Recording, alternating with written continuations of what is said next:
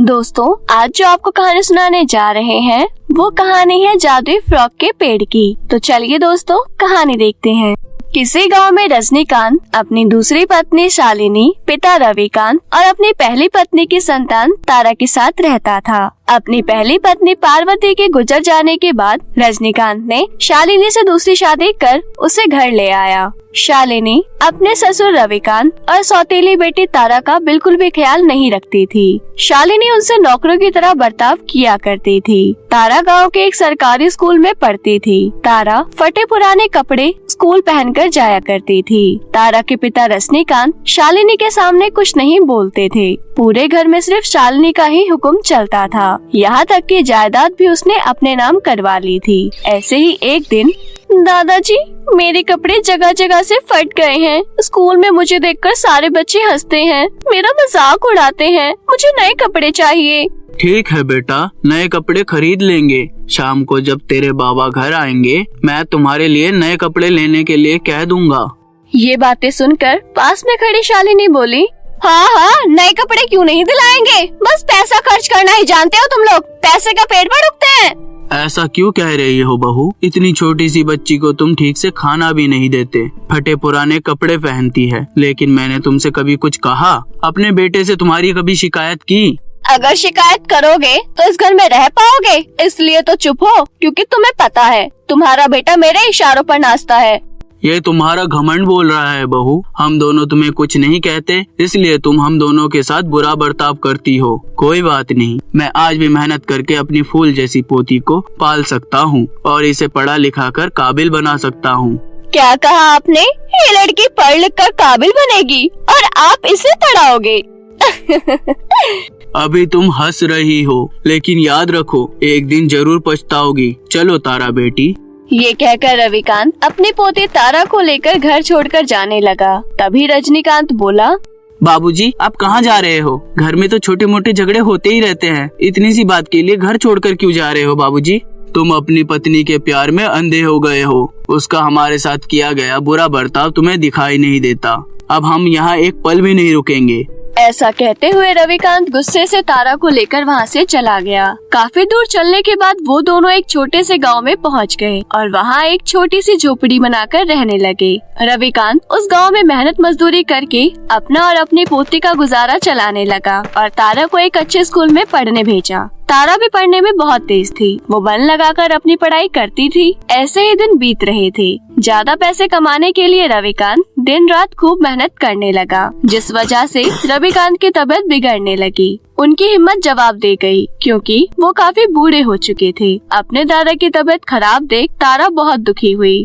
बेटी तारा, मुझे माफ कर दो। मैंने सोचा था मैं तुम्हें खूब पढ़ाऊंगा, तुम्हें काबिल बनाऊंगा, पर लगता है अब ये मुमकिन नहीं है। दादाजी, आप जल्दी से ठीक हो जाइए, बस मुझे और कुछ नहीं चाहिए। ये कहते हुए तारा रोने लगी। तभी उनकी झोपड़ी के बाहर एक बूढ़ी औरत आवाज देने लगी, कोई है घर पर? इस बूढ़ी औरत की कोई मदद करो, मैंने 2 दिन से कुछ नहीं खाया। ये सुन तारा झट से घर में रखी 2 रोटी और अचार बूढ़ी औरत को खाने को देते हुए बोली, अम्मा, मेरे पास यही 2 रोटी बची हैं, आप इसे खाकर अपनी भूख मिटा लो। भगवान तुम्हारा भला करे बेटी। ये कहते हुए बूढ़ी औरत ने खुशी खुशी अचार के साथ रोटी खाई। फिर उसके बाद तारा का उदास चेहरा देख बूढ़ी औरत बोली, क्या हुआ बेटी, तुम इतनी उदास क्यों हो? क्या कोई परेशानी है? अम्मा, मेरे दादाजी बहुत बीमार हैं, मुझे कुछ समझ नहीं आ रहा, मैं क्या करूं? तुम चिंता मत करो बेटी, सब कुछ ठीक हो जाएगा। तुम जल्दी से पश्चिम दिशा की ओर जाओ, वहाँ जादुई पेड़ तुम्हारा इंतजार कर रहा है। जल्दी जाओ, देर मत करो बेटी। ये कहते ही बूढ़ी औरत अदृश्य हो गई। फिर तारा बूढ़ी औरत की बात सुन पश्चिम दिशा की ओर दौड़ने लगी। काफी दूर वो बिना थके दौड़ती ही जा रही थी। तभी अचानक वो रुक गई। आगे जाने का रास्ता नहीं था, क्योंकि आगे एक गहरी नदी थी। ये देख तारा परेशान हो गई। तभी वहाँ पर जादुई पेड़ प्रकट हुआ। आओ बेटी, मैं तुम्हारा ही इंतजार कर रहा था, तुम्हें खुशी देने के लिए, तुम्हारी सारी परेशानियाँ दूर करने के लिए। तारा जादुई पेड़ को आश्चर्य से देखने लगी और बोली, क्या सचमुच? तो आप मेरे दादाजी को जल्दी से ठीक कर दीजिए, उनकी तबीयत बिगड़ रही है। तभी जादुई पेड़ में ढेर सारे फ्रॉग प्रकट हो गए। तारा बेटी, तुम इनमें से कोई एक फ्रॉक पहन लो। ये जादुई फ्रॉक है, जिसे पहनकर तुम जो भी चाहोगी तुम्हें मिल जाएगा। ये सुनते ही तारा जादुई फ्रॉक पहन लेती है। तुम्हारा बहुत बहुत शुक्रिया जादुई पेड़, अब मुझे जल्दी से घर जाना है, दादाजी मेरा इंतजार कर रहे होंगे। ये कहते हुए तारा दौड़ते दौड़ते हुए घर की ओर जाने लगी। घर पर दादाजी के पास जाकर तारा बोली, जादुई फ्रॉक मेरे दादाजी को ठीक कर दो।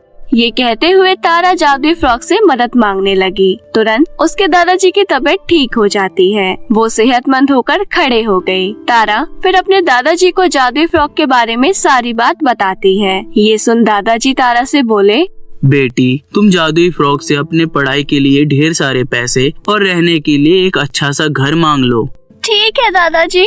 ये कहते हुए तारा जादुई फ्रॉक से ढेर सारे पैसे और एक सुंदर घर मांगती है। तभी उनकी झोपड़ी एक सुंदर से घर में बदल जाती है। ये देख दोनों खुश हो गए। उस जादुई फ्रॉक की मदद से तारा गरीब और जरूरतमंद लोगों की भी मदद करती थी। यूं कई साल बीत गए। तारा पढ़ लिख कर एक काबिल डॉक्टर बन जाती है और उसी गांव में अपना एक अस्पताल खोलकर गरीब लोगों का मुफ्त में इलाज भी करने लगी। उसके दादाजी ये सब देखकर बहुत खुश थे। ऐसे ही दिन बीत रहे थे। एक दिन उसके पिता रजनीकांत और सौतेली माँ शालिनी अपने बेटे मोहन को तारा के अस्पताल लेकर जाते हैं। मोहन पेट दर्द से परेशान था। तभी शालिनी तारा के पास गई और बोली, डॉक्टर, मेरा बेटा बहुत बीमार है, उसे पेट में बहुत दर्द हो रहा है। हमारे पास इतने पैसे नहीं हैं कि उसे महंगे अस्पताल में ले जा सके। उसका इलाज कीजिए, उसे बचा लीजिए। तारा अपनी सौतेली माँ को पहचान लेती है, लेकिन वो कुछ नहीं कहती। फिर वो अपने सौतेले भाई मोहन का अच्छे से इलाज करती है। 2 दिन बीत जाने के बाद तारा अपने सौतेली माँ से कहती है, अब घबराने की कोई बात नहीं है, आप अपने बेटे को घर ले जा सकती हैं। आपका बहुत बहुत शुक्रिया, गरीबों का मुफ्त में इलाज कर रही हैं आप। हम आपका ये एहसान कभी नहीं भूलेंगे। इतने में वहाँ रविकांत अपनी पोती तारा से मिलने आ पहुँचा। तुमने सही कहा बहू, तुम इसका एहसान कभी नहीं चुका पाओगी, क्योंकि वो तुम्हारी सौतेली बेटी तारा है। ये सुन शालिनी और रजनीकांत दोनों दंग रह गए। क्या ये मेरी बेटी तारा है? कैसी हो तुम बेटी? हमने आप दोनों को कहाँ कहाँ नहीं ढूंढा। तभी शालिनी माफी मांगते हुए बोली, मैंने आप दोनों के साथ बहुत बुरा किया, तुम पर अन्याय किया तारा बेटी। और बाबूजी, आपने जो कहा आपने कर दिखाया। आज अगर मेरा बेटा जिंदा है तो तारा बेटी की दी हुई जिंदगी की वजह से। मुझे माफ कर दो तारा बेटी। माँ, माफी मत मांगिए, आपने मुझे बेटी कहा, मेरे लिए इतना ही काफी है। तो फिर ठीक है बेटी। बाबूजी, चलिए आप दोनों हमारे साथ वापस अपने घर चलिए। अगर आप दोनों ने मुझे माफ कर दिया हो तो। जादुई फ्रॉक की करामात से तारा को उसका पूरा परिवार वापस मिल गया। फिर वो खुशी खुशी एक साथ रहने लगे। तो दोस्तों, कैसी लगी आपको हमारी ये कहानी? हमें कमेंट में जरूर बताएं और अपने दोस्तों के साथ जरूर शेयर करें। और हाँ दोस्तों, अगर आपने अभी तक हमारे चैनल को सब्सक्राइब नहीं किया है तो जल्दी से नीचे लाल बटन दबाकर अभी सब्सक्राइब कर लें। मिलते हैं आपसे फिर किसी नई कहानी के साथ। धन्यवाद। एक बार की बात है, रामनगर नाम के गांव में सरला अपनी 2 बेटियां प्रिया और काजल के साथ रहती थी। सरला के पति की बहुत पहले ही मौत हो चुकी थी। सरला बहुत मेहनत करके अपनी बेटियों का पेट पालती थी। वो जो काम करती थी उस काम से उसके परिवार का पेट भी ठीक से नहीं भर पाता था। एक दिन सरला मन ही मन सोचती है, अगर ऐसा ही चलता रहा तो मैं अपनी दोनों बेटियों की शादी कैसे करूँगी? मैं तो उन्हें ठीक से 2 वक्त का खाना भी नहीं खिला पाती हूँ। सरला ये बात अक्सर सोचती रहती थी। इसी टेंशन में एक रोज उसकी तबीयत बहुत ज्यादा खराब हो जाती है। उनके घर में अब खाने को कुछ भी नहीं बचा था। खुद के इलाज के लिए भी सरला के पास पैसे नहीं थे। घर में जो भी बचा कुचा खाना था वो सरला की बड़ी बेटी प्रिया अपनी माँ को दे देती है। उसके बाद उन दोनों बहनों के लिए कुछ भी नहीं बचा था। दोनों बहनें पानी पीकर ही सो जाती हैं। प्रिया सुबह उठती है और सोचती है, लगता है अब मुझे ही कुछ करना पड़ेगा, क्योंकि माँ की तबीयत तो बहुत खराब है। पता नहीं माँ को ठीक होने में कितना समय लगेगा। इतना सोचकर सरला काम की तलाश में घर से निकल ही रही थी कि तभी उसकी छोटी बहन काजल उसके पास आ जाती है और कहती है, दीदी आप कहाँ जा रही हो? काजल, माँ की तबीयत खराब है ना, इसलिए मैं काम ढूंढने जा रही हूँ। जब तक माँ ठीक नहीं हो जाती तब तक मुझे ही कुछ करना पड़ेगा। दीदी, मैं भी आपके साथ काम ढूंढने चलूंगी। हम दोनों मिलकर काम करेंगे तो ज्यादा पैसे कमा पाएंगे। और वैसे भी आपने और माँ ने मेरे लिए कितना किया है। मेरी पढ़ाई के चक्कर में आपने अपनी पढ़ाई छोड़ दी, मुझे सब पता है। क्या सिर्फ बड़ी बहन होने का फर्ज आप ही निभाती रहेंगी? ये तुम कैसी बातें कर रही हो काजल? हाँ दीदी, मुझे सब पता है। घर में कभी खाना कम होता है तो तुम मुझे अपने हिस्से का खिला देती हो। मुझे भी आपके साथ चलना है, मैं भी अब बड़ी हो गई हूँ। मैंने कह दिया ना, तुम्हें कहीं जाने की जरूरत नहीं है। अभी तुम्हारी बड़ी बहन जिंदा है। मेरे होते हुए मैं तुम्हें कुछ करने नहीं दूंगी, मैं कुछ न कुछ कर ही लूंगी। इतना कहकर प्रिया काम की तलाश में निकलने लगती है, लेकिन काजल प्रिया की बात नहीं मानती और वो प्रिया के साथ काम पर जाने की जिद करती है। प्रिया अपनी छोटी बहन के आगे हार जाती है और उसे अपनी छोटी बहन को लेकर जाना ही पड़ता है। दोनों बहनें काम की तलाश में इधर उधर घूमने लगती है, लेकिन उन्हें कोई काम नहीं मिलता। दोनों बहनों को बहुत भूख लगी होती है, क्योंकि दोनों ने काफी दिनों से ठीक से खाना नहीं खाया था। प्रिया दीदी, कितना समय हो गया काम ढूंढते ढूंढते। अगर हमें कोई काम नहीं मिला तो हम क्या खाएंगे और माँ की दवाइयाँ कहाँ से लाएंगे? तो चिंता मत कर पागल, कोई ना कोई काम मिल जाएगा। अभी थोड़ा समय बाकी है शाम होने में। देखते ही देखते शाम भी हो जाती है, लेकिन दोनों को अभी भी काम नहीं मिलता। वो दोनों बहनें एक दूसरे के गले लगकर रोने लगती है। तभी प्रिया हिम्मत करके कहती है, चल छोटी, अब चुप हो जा। एक काम करते हैं, जंगल के रास्ते से घर चलते हैं। मैंने सुना है जंगलों में खाने का जुगाड़ हो जाता है, वहाँ बहुत सारे फल मिलते हैं। प्रिया की ये बात सुनकर काजल खुश हो जाती है और दोनों बहनें जंगल के रास्ते से घर जाने लगती है। थोड़ी ही देर में अंधेरा होने लगता है और दोनों बहनों को खूब डर लगने लगता है। तभी अचानक से उनके सामने एक जादूगरनी आ जाती है। उस जादूगरनी को देखकर दोनों बहनों की हालत डर के मारे खराब होने लगती है। तभी वो जादूगरनी कहती है,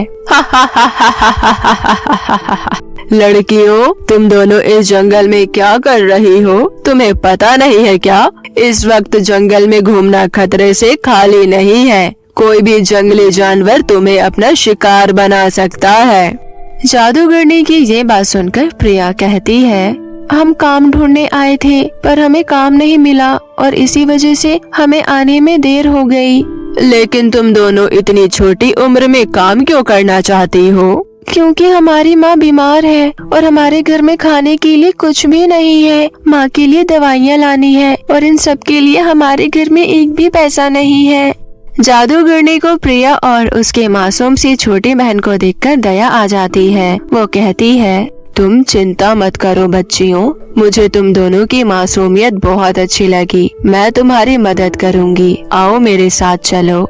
दोनों बहनें जादूगरनी के पीछे पीछे उसके घर चली जाती है। घर जाने के बाद जादूगरनी दोनों बहनों को एक एक सोने का चूल्हा देती है और कहती है, बच्चियों, ये दोनों चूल्हे जादुई हैं। तुम इनसे जो भी खाना मांगोगी वो तुम्हें मिल जाएगा। तुम दोनों अपने अपने जादुई चूल्हे का सही इस्तेमाल करना। इस चूल्हे का दिया हुआ खाना खाकर तुम्हारी माँ भी ठीक हो जाएगी। सच में जादूगरनी, ये चूल्हा सच में ऐसा है? हाँ प्रिया, ये चूल्हा तुम्हारी सारी समस्या को दूर कर देगा, लेकिन इसका हमेशा सही इस्तेमाल करना। अब तुम दोनों को घर चले जाना चाहिए, क्योंकि अधिक अंधेरा होने पर तुम्हें यहाँ जंगली जानवरों से खतरा है। जादूगरनी की ये बात सुनकर प्रिया और काजल दोनों अपना अपना जादुई चूल्हा लेकर घर चले जाते हैं और अपनी माँ को सारी बात बताती हैं। जादुई चूल्हे का दिया हुआ खाना खाकर काजल की माँ ठीक हो जाती है। अब उनके परिवार का जीवन भी अच्छे से कट रहा था, लेकिन काजल ने चूल्हे का गलत इस्तेमाल करना शुरू कर दिया था। काजल चूल्हे से बहुत सारा खाना मांग लेती थी और जरा सा खाना खाकर सारा खाना बर्बाद कर देती थी। प्रिया और उसकी माँ उसे इस बात के लिए डांटते भी थे। काजल, तुम इस जादुई चूल्हे का गलत इस्तेमाल कर रही हो। तुमको अपनी जरूरत के हिसाब से खाना बनाना चाहिए। ठीक है दीदी। काजल ठीक है तो कह देती है, पर असल में उसे अपनी बड़ी बहन की बातों का कोई असर नहीं पड़ता। वो इसी तरह जादुई चूल्हे से ज्यादा खाना मांगकर उसे बर्बाद करती रहती है। वो अलग अलग प्रकार के भोजन चूल्हे से मांग लेती थी, जो मन करता था खा लेती थी और बाकी खाना कूड़ेदान में फेंक देती थी। प्रिया ने काजल को बहुत समझाया, लेकिन काजल की आदत नहीं सुधरी। एक दिन काजल रोती हुई प्रिया के पास आई और बोली, प्रिया दीदी, क्या तुमने मेरा जादुई चूल्हा कहीं देखा है? पता नहीं कहाँ चला गया, मिल नहीं रहा, अब मैं क्या करूँगी? अरे मेरा भी चूल्हा नहीं मिल रहा है, लगता है हमारा चूल्हा गायब हो गया।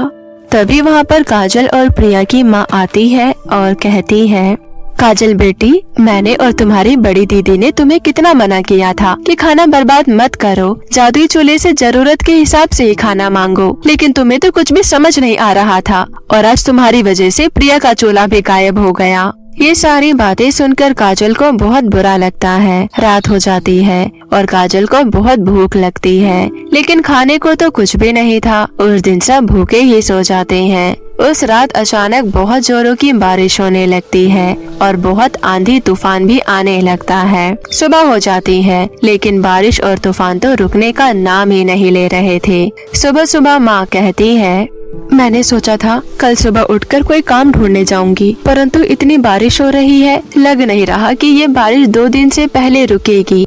हाँ माँ, तुम बिल्कुल ठीक कह रही हो। मुझे भी नहीं लगता है कि ये बारिश 2-3 दिन से पहले रुकने वाली है। अब तो 2-3 दिन हमें भूखा ही सोना पड़ेगा। प्रिया और अपनी माँ की ये बात सुनकर काजल रोने लगती है। मुझे माफ कर दो प्रिया दीदी, मुझे माफ कर दो माँ, ये सब मेरी ही गलती है, ये सब कुछ मेरी वजह से हुआ है। अगर मैं उस जादुई सुनहरे चूल्हे पर बने खाने को बर्बाद नहीं करती तो वो चूल्हा आज हमारे पास होता और हमें खाने की इतनी तकलीफ नहीं होती। मैं जादुई चूल्हे के आने के बाद अपने पुराने दिन भूल गई थी कि किस तरह हमें भूखा पेट सोना पड़ता था। लेकिन काजल, अब रोने से क्या फायदा? अब तो जो होना था हो गया। तुमने अपने बड़ों की बात भी नहीं सुनी थी। दीदी, मुझे माफ कर दो। मैं दोबारा उस जंगल वाले जादूगरनी के पास जाकर जादुई चूल्हा मांग कर ले आऊंगी और उनसे माफी भी मांगूंगी। वो मुझे माफ तो कर देंगी ना? अगर वो मुझे मेरा चूल्हा नहीं देंगी तो मैं आपका चूल्हा मांग कर ले आऊंगी, क्योंकि आपकी तो कोई गलती नहीं थी ना।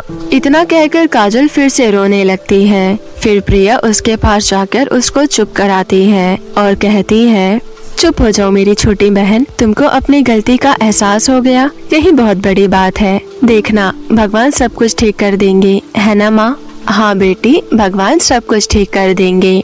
उसके बाद वो दिन भी किसी तरह बीत जाता है और वो तीनों सो जाते हैं। और अगली सुबह जब काजल उठकर आंगन में आती है तो उसे दोनों जादुई चूल्हे दिखते हैं, जिसे देखकर काजल हैरान हो जाती है और चिल्लाने लगती है, दीदी, माँ, बाहर आओ, देखो हमारा चूल्हा वापस आ गया। लगता है जादूगरनी ने मुझे माफ कर दिया।